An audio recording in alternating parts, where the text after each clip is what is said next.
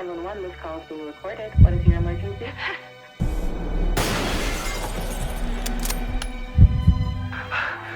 We need the police. Someone just killed the senator. 911, this call is being recorded. What is your emergency? There's blood. So much blood. Help us! Need the police at the Coastal Grove Medical Center. Can I take your name, please, ma'am? They're coming this way. Stop, stay away. Hail Mary, full of grace, the Lord is with thee. No, please, no!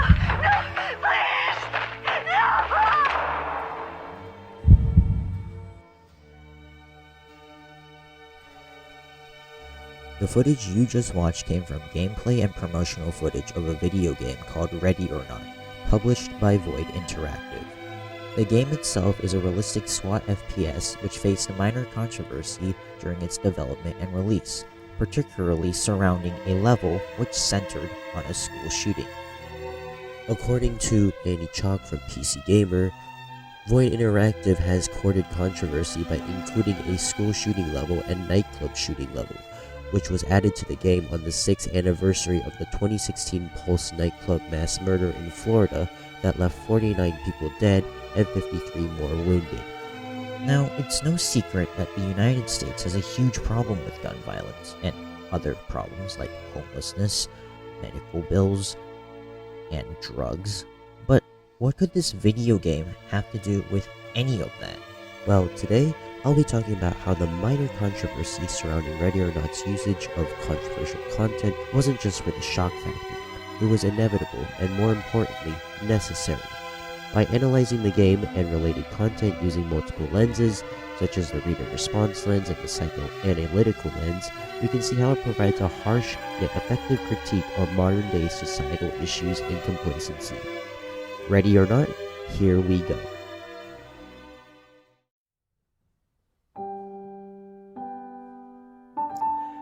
It's a question that has been asked time and time again. Do video games cause violence?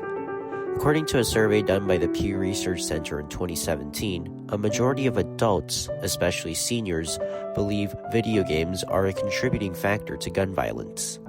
But is this true? Short answer, we don't know.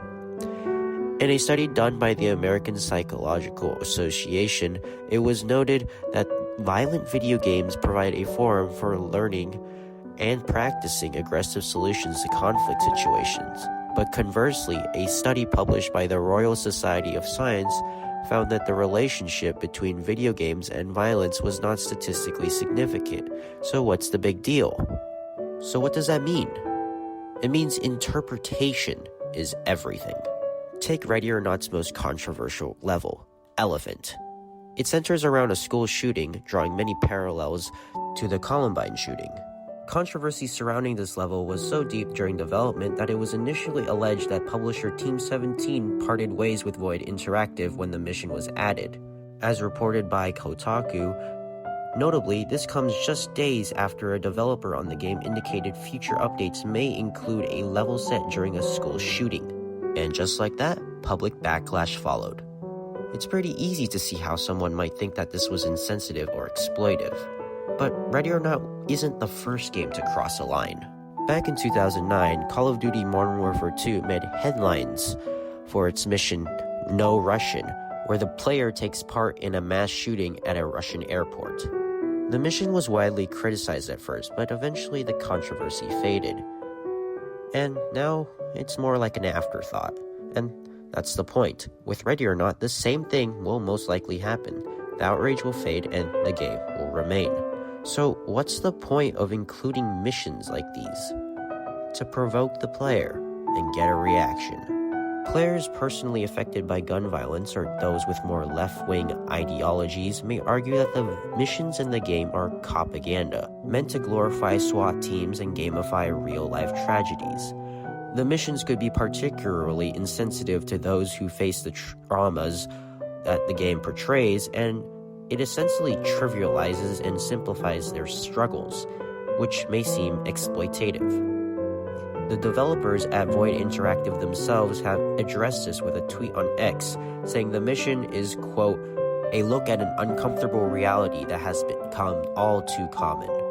And we hope that we can play some small part in honoring those who have been impacted by these real-world tragedies with a portrayal that does not trivialize their experiences. Therefore, people could argue that the game brings to light the dangers of police work and the mental toll that it takes on actual officers. The game's controversial content could be used as a point of reflection for people, and as a result may make them reconsider continuing to play or guide them away from violence. One thing is clear though, the usage of the school's shooting and other controversial levels within the game was used to elicit a reaction. Tragedies like school shootings, among other issues, have become commonplace, especially in the United States, and the population has become complacent. A game like Ready or Not forces people to confront these issues directly. The way people interpret the game, whether it be a work of exploitative propaganda or harsh truths, shows the use of controversial levels was effective, and while for better or worse, the game forces players and the populace alike to confront the harsh reality of our world. Of course, school shootings aren't the only level present within the game.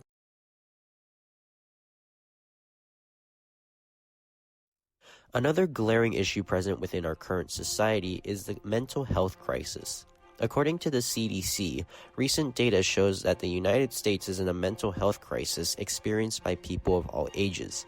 This trend was observed prior to the COVID-19 pandemic, but has been worsened by pandemic-related factors. Oftentimes, most people struggling with mental issues don't seek help, and that is quite exacerbated within this game. The city of Los Sueños is an allegory for Los Angeles, as many of the issues present with current-day LA are present within Los Sueños, although they are a little bit more exacerbated. In this alternate timeline, the United States has won the Vietnam War, and the many issues present within our current society are even larger. The price of living in Los Sueños just keeps going up, and the homelessness issue has just gotten worse and worse. The main bank, DaVinci, can't even supply their ATMs with cash because they keep on getting robbed. The city streets are lined with trash as the city sanitation workers go on another week of strike. And worst of all, crime runs rampant. As you play through the game as the main character Judge, you experience a multitude of scenarios. However, no matter what the situation is, you are calm and professional as if it is just another day on the job. Some drug addicts are robbing a gas station. Just another day at work. You discover that a famous star has been illicitly trafficking and abusing minors, burying them under his luxurious mansion when he's done with them. Unfortunately, that's not the worst of it. Teenagers illegally making weapon attachments to fund their mother's cancer treatments because their insurance won't. That's just a sad and unfortunate reality of the American healthcare situation. Through all of this, you remain stoic, unbroken, until the fateful harbor raid. In the last mission of the game, Port Hoken, you take part in a joint operation between FISA, the ATF, and LSPD, FISA being the Ready or Not equivalent of the FBI. You've got intel on a large arms and drug shipment coming in for the cartel, and you're here to bust them. Unfortunately for you, a large hurricane is about to make landfall, courtesy of rising global warming issues within the Ready or Not timeline. As you sweep the port, taking down cartel members posing as dock workers and restraining civilian workers, you notice these containers marked with a weird spider emblem. One has a bunch of footballs, unnerving. Another has a car. A third has a cache of weapons, while a fourth has bricks of cocaine. But what the fifth has is what finally breaks you. Throughout the game, the members of your team have varying stress levels that you have to keep in check. If the stress ever gets too high, they get sent to therapy. But if therapy isn't enough, they quit, never to be seen again, while you press on. And you don't quit. But when you open that container, you finally snap. For obvious reasons, I can't show what's inside, but the cartel was trafficking women. And when Judge is going to close the container and let those women go instead of saving them, he finally breaks, and we finally see a super ego. Entry team, EFTs and trailers are... This is FISA. Stand down and shut that door, entry team. We're sending a unit to secure the container and its contents. What? We're not leaving them like this. Close the doors. Unless you want to interfere with a federal investigation, I suggest you shut the door and lock it behind you. Do your job and proceed with your mission. Understood? Understood. We finally get to see that he has morals and that he won't let everything slide. There are multiple clues throughout the game that hint to Judge being part of an experiment similar to MK Ultra, which is the Cold War US LSD brainwashing thing. And if this is true, it shows that even through his conditioning, he is human. There were multiple parts of the psychoanalytical lens that we can apply to Judge and his team members. Most of the time, they have to repress whatever emotions they have and move on with the mission at hand, which outlines the Freudian concept of repression. But sometimes it's too much, and they quit. Here, the id takes control, tries to find anything to remove this stress, and in an attempt of self-preservation, officers just quit. And maybe that's because they have morals and a superego, and they just can't deal with the stuff that they see on a daily basis. But we don't get to see any of that morality from Judge, at least not until that last mission. Police work is taxing as it is, and the fact that these officers have the ability to endure all of that is incredible. Of course, this could just be another glaring example of propaganda, but in the end, it just highlights the mental horrors that officers have to go through. As for why this is a big issue, the suicide rate for law enforcement officers is one of the most alarming statistics published by NAMI. These officers have some of the most mentally taxing jobs out there, but we barely acknowledge that.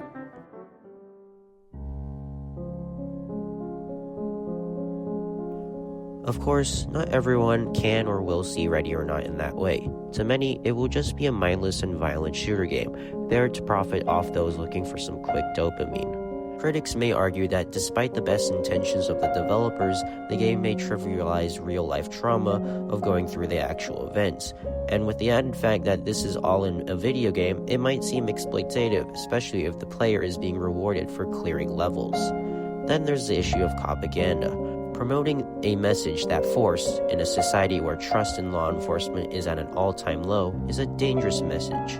This is further supported by the fact that people may use the game as a medium to fulfill their power fantasies.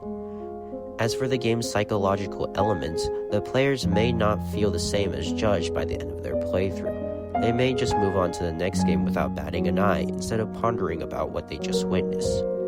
These criticisms are valid, and they matter.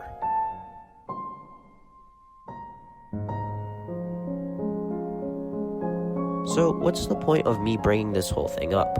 Well, it's pretty easy to dismiss Ready or Not as just another violent first-person shooter, existing only to trigger certain groups of people, but to do that misses the whole point. The fact that this game is controversial is the whole point. It gets people debating about the morality of the game, and makes them comfortable enough to start thinking.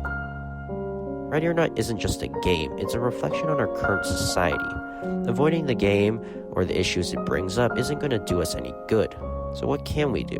For one, making mental health options more accessible, especially for first responders, would be a great first step.